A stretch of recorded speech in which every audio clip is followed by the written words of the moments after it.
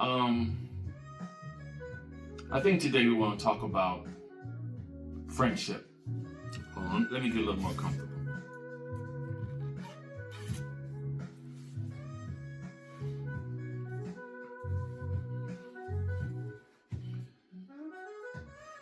Okay, I think we want to talk about friendship.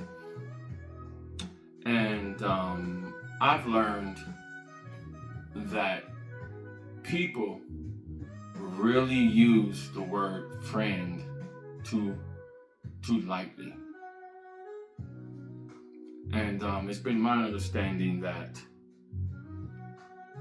as time goes, you learn who is not your friend. And my philosophy is, you have friends, associates, and acquaintances.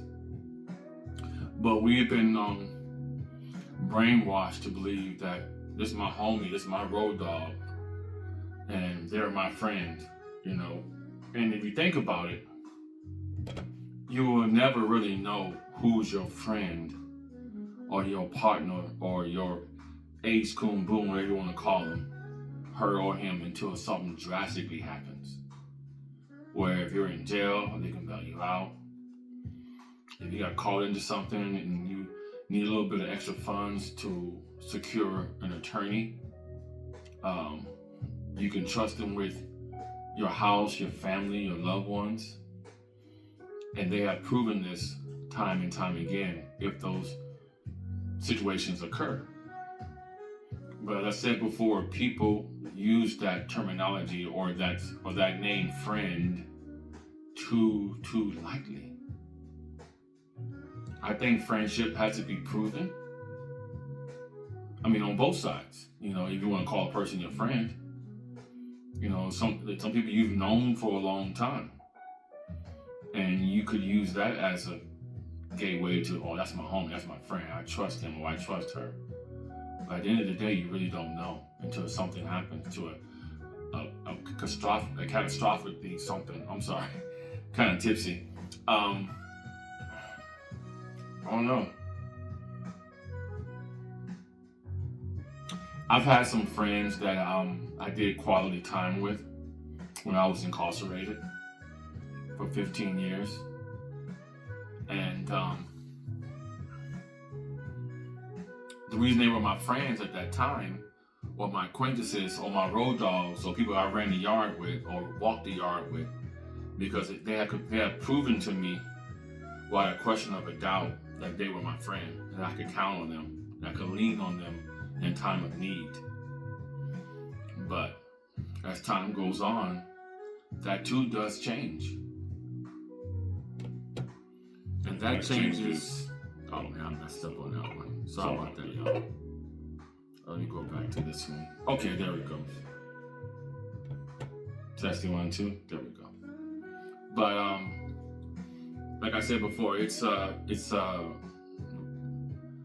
constant battle to decide who and who isn't your friend, and what makes them your friend. So in my short period of understanding this phenomenon of friendship, I have come to realize that you're your own best friend. You ain't gonna tell on you. Hopefully not. Hopefully you're smart enough to realize the difference. And when you finally get someone that you connected to and you really feel good about, you hold them close and you tell them how much you appreciate them.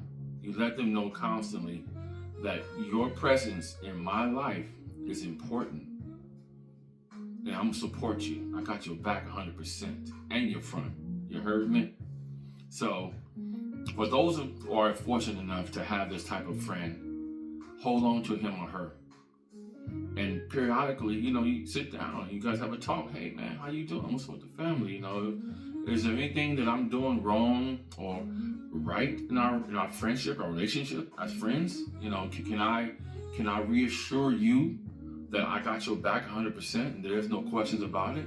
And then vice versa, right? And that person should ask you the same thing. Hey, well, now it's your turn. How can I help you? How can I improve our friendship? How can we strengthen what we have already. You know, these are all beautiful things that people hardly never ever question or think about.